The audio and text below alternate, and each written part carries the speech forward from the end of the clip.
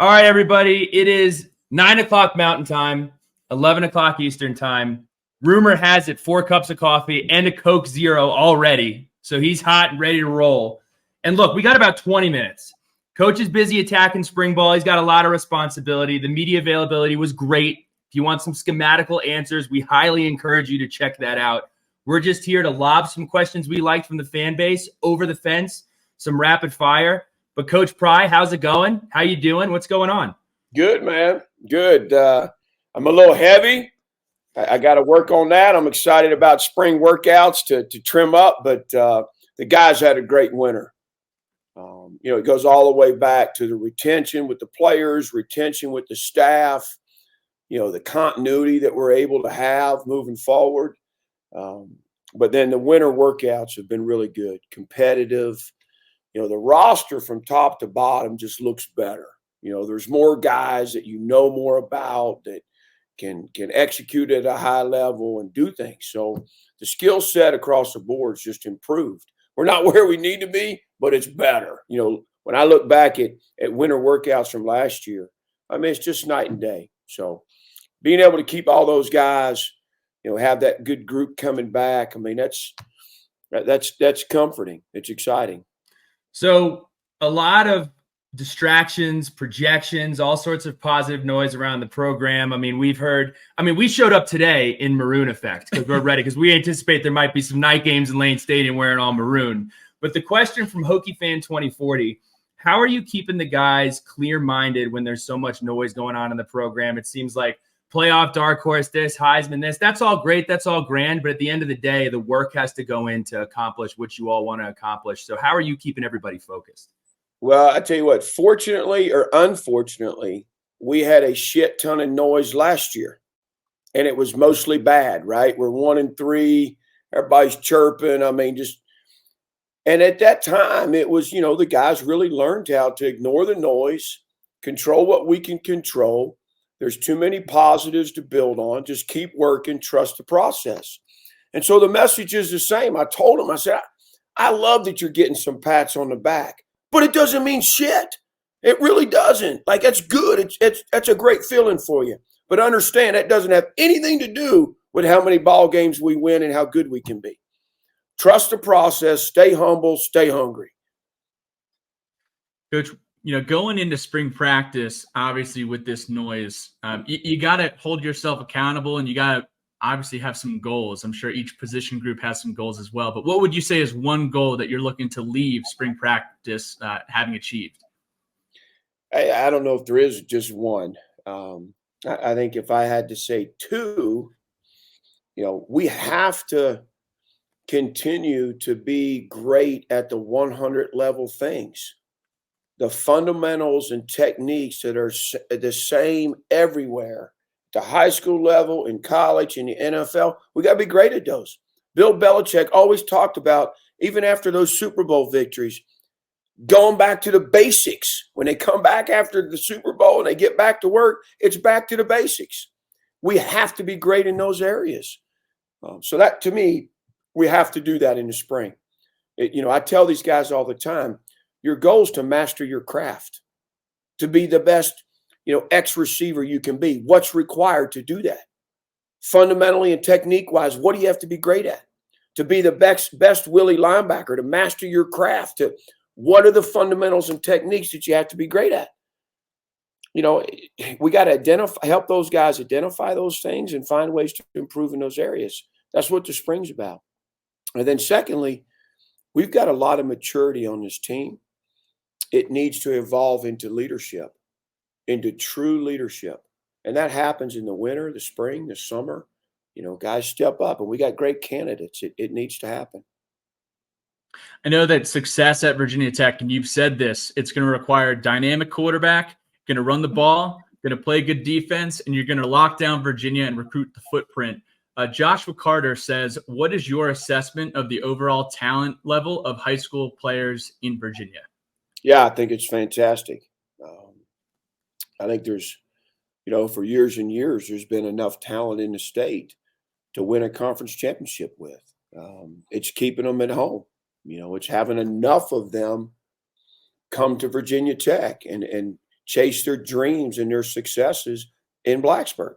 And we're making great headway there. By no means are we where we need to be, but we're winning small battles all the time. We're in conversations with the right guys. We're invested where we have, in most situations, the best relationship with a young man and his family. But the talent level is good enough. You look at what's happening in Richmond. You look at, still, you go to Virginia Beach, you're still going to find, the 4 and 5 star guy that can be a difference maker in your program. There's so much tradition across the Commonwealth, great high school football. And, I'm excited that we're investing in it the way we are. To me, again, it's what's good for them is good for us and vice versa. A really strong tech program is good for high school football in the state. We got our annual coaches clinic coming up next weekend. We invite them in. We upgraded the steaks from 12 to 14 ounces. I encourage everybody to come out. We got some great guest speakers as well as our staff. We did travel clinics. We did one in Richmond just recently. We did one out in Virginia Beach. So we're doing the things necessary to have these great players in the Commonwealth recognize that, there's some changes happening in Blacksburg. So, Coach, you talk about development. You just alluded to growth of stake, growth of young minds, growth of football players. As much as players develop, I always try to say everyone develops. Coaches develop, assistants develop. So you've assembled a really impressive young staff that has a ton of love for the school. And I think it's really unique that you all are extremely close. You vacation together, you spend time together. So what do you feel like as a group, as a staff, you all have learned in the first 2 years on the job, and as well as you in the head seat? That it's not easy. I think I've got a fantastic staff. They're right for Virginia Tech. They're right for our players. The community's important to them. The high school coach relationships are important to them. The lettermen are important to them. Like, I don't have to coach that in them. That's who they are as coaches and people. So, pouring it into our kids on and off the field. But, it's been challenging. Staying the course and trusting the process and not taking shortcuts to get where we want to go. To build a model that can be competitive and sustained. Where there is continuity and fluidity and recognition year after year of how we're going to do things and what it's going to look like. And so for all of us who are anxious and want to win and know how great Virginia Tech can be, we got to trust the process and stay the course. Keep investing in the right things. So that's a constant reminder for all of us as a staff. Always trying to make sure that we have a healthy balance. Coaching, especially in today's times, is challenging, more so than ever. The demands, the way the calendar shakes out. It's just. And so making sure that as a head coach, I do a nice job of creating an atmosphere where our coaches and our staff members can work their tails off, but have the time that's necessary to be with their families, to enjoy themselves, to take a break from football so that, man, when they need to be on their A game, it's there for them. I mentioned this, you alluded to it right here. So you've embraced this community, the fan base. You've done a great job building this program in a short 2 years. But with the NIL and transfer portal madness, rules literally change day to day. So I referenced an old interview on Twitter the other day with Adam Brenneman and Jeff Hafley. And he was quite candid about the exhaustion and the challenges of the new era of college football. So for you, for somebody who may not understand the day-to-day, what is the most challenging aspect of that? And what do you hope to see evolve as time goes on?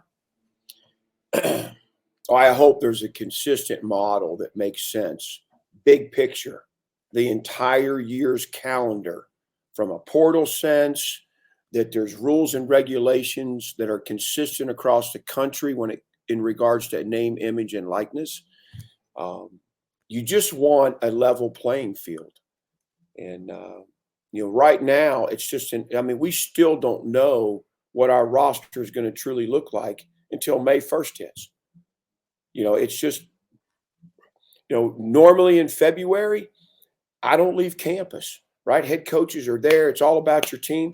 I had 3 different NIL fundraisers in the month of February that required me to be out of town. So more reliance, more trust in your staff, because there's more general manager task on my desk than ever. There was no roadmap for that, right? My time with Ricky Bussell as a first-year head coach, my time with James Franklin, my time with Jeff Monken. I didn't learn anything about name, image, and likeness in the portal from those guys. I learned a ton, but there was no handbook for it. So, we're a transparent program. We're very genuine in our approach, and we've stayed the course with that. It's I think sticking to to our belief and philosophy that we don't want anybody to stay at Tech because of money. We don't want anybody to come to Tech because of money. We want guys to want to be here and not enter the portal because they believe this is the best place for them. They're happy and they can be successful. And the best path through all of that is transparency. And we have that here.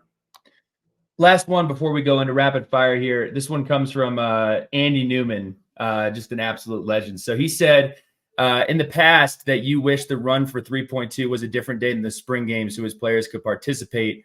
What role will your players be doing in this year's run? Thank you for being you, embracing all of Virginia Tech's unique characteristics, especially the core of cadets. Yeah, man, we just spent some time. I appreciate him, and I appreciate him saying that. We just, me and 6 or 7 other coaches were over with the Corps at 5:30 with the Army ROTC. They do what they call their HOKIE football agility. It was awesome. And General Fullhart took us on a tour through their new facility, and just a great visit. But, I think the run to Remembrance, it's, for us to line the stadium, the field, and have those runners come through, it's impactful for the runners and for our players. To take guys to the finish line and really see all the diversity of folks that are crossing that finish line, young, old, black, white, student, non-student. It's impressive. We're going to have some staff members run it this year. Some by choice, some it's just because I've coerced them into it. But and then we're going, our players will be down on the field again. We got a spring game to play after that. Right. But these guys, they want to be down there. They want to be slapping hands and congratulating folks and cheering them on. So, to me, it's an awesome event. So we got about 5 minutes here. We're shifting into rapid fire. This is the toughest one you're going to get. If you could have dinner with 4 people, dead or alive, who's going and where are you eating at? Greg Allman, Abraham Lincoln,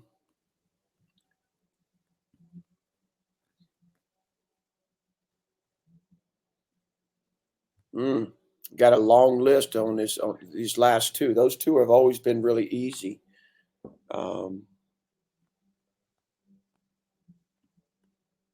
I don't know, maybe Tom Petty. Okay. It'd be hard not to want to have dinner with Tom. I tell you, Martin Luther King Jr. To sit down and break bread with him, and it'd be awesome if you could do those things. Mm-hmm. You got to ask that's a good Almond Brothers. I was going to say. Intro. So I think one of the more underrated or underappreciated moments is in pregame where you are introduced on the Jumbotron to the tune of the intro to Midnight Rider. So I got a Midnight Rider question today. If you had one last silver dollar and had to bet on any of your position groups this year, we aren't at spring ball yet, but which position group are you spending that last silver dollar on? You're going to get me in trouble. We got a competitive environment here. All those guys are wanting me to call their group out right now, but it's hard not to talk about our wide receivers, in that conversation. I think those guys, those old guys coming back, really impactful. But there's a group behind them. They're going to supply some really good depth and have bright futures. So just from top to bottom, that unit I'm really excited about. So we got one from Miss Chantel Lovett. She says, you get stranded on a deserted island with a solar-powered radio. Which 5 Almond Brothers songs do you hope to be in constant rotation? You leaned really heavily into the Almond Brothers thing, so you're getting a ton of questions of them. Oh, listen, that's a big part of who I am. Chantel knows it. She knows it. I mean, it's Midnight Rider, it's Ramblin' Man, it's Blue Sky, it's One Way Out, and it's Whipping Post. Boom, boom, boom, boom. That was a confident answer. Yes. Grant Watson says, if you could add another bar to downtown Blacksburg, what would you name it? Ooh. It's got to have live music too. That's our only stipulation. Yeah, listen, we got to help the scene around here. We really do. I think it's funny. I've thought about this before. We had a beach place named, we called it Blue Sky. But I don't know if that's right for downtown Blacksburg. I think Ramblin' Man, you call it Ramblin' Man, and it's a live music scene. It's, it's got some country, it's got some Southern rock, some rock and roll, maybe a little bit of acoustic night, be pretty good. So mine is, look, the NCAA changes another rule and they say, hey, look, like for a spot to add a win to the end of the season, we want you to submit one player to wrestle a Grizzly Bear, and they guarantee safety. They guarantee safety of the player. But who are you sending to represent Virginia Tech to wrestle a Grizzly Bear? I'm going to give you 2. Okay. But Kamari Copeland got some freak qualities. He reminds me of like not a giant grizzly bear, but like a good sized one that still was quick and explosive. But then I'm going to tell you, it'd be interesting to throw Xavier Chaplin out there and just see kind of how he did. Okay. He reminds me of a grizzly bear. He doesn't just want to have the fight go down. He wants to analyze it. He wants to use it as a challenge. Oh, yeah. I like when you ask me those questions, I'm going to think about him seriously. Like, As long as Kamari and Xavier aren't squaring up in the locker room to see who would actually, be the first one to win that challenge. Last one here, Coach, from Rich Luttenberger. If you were on Survivor and your staff was your tribe, with whom are you forming a secret alliance and why? I don't know if I could do that, to be honest. I tell you who's pretty handy and crafty, though, that I know I would want on my side. That's Marv. Marv, yeah, he's got some things to him that would I think would give him the best shot. Coach, we really appreciate it. I'll give you one more at the buzzer here. Our friend Caroline Miller wants to know, if I can find it really quickly. This is not your first rodeo in Blacksburg. We just spoke to Hunter Couture about how much it's changed in 5 years, so I can imagine it's changed a ton since you were here the first time. But what has surprised you about Virginia Tech, the Hokie fan base, or living in Blacksburg this last 2 years? I think from when I was here the first time, I know there was excitement around our program, but I've been just so impressed with our fan base and the way they support all of our athletic programs. I've been so impressed with the community and the love for one another, the school, the community, the university. Like there's just, a really just interesting bond between the two. And I think the way they come out, the Hokie faithful, not just from Southwest Virginia, but from across our footprint, it's impressive. There's a strong loyalty to one another, which I haven't seen in many places. Coach, we appreciate the time. You got a lot of work to do. We're excited to watch at spring game, and we got our season tickets locked in. We're ready to roll. Yeah. So best of luck, Coach. We really appreciate you taking the time, and thank you for all you do for Virginia Tech. Appreciate you guys too. Thanks for what you do.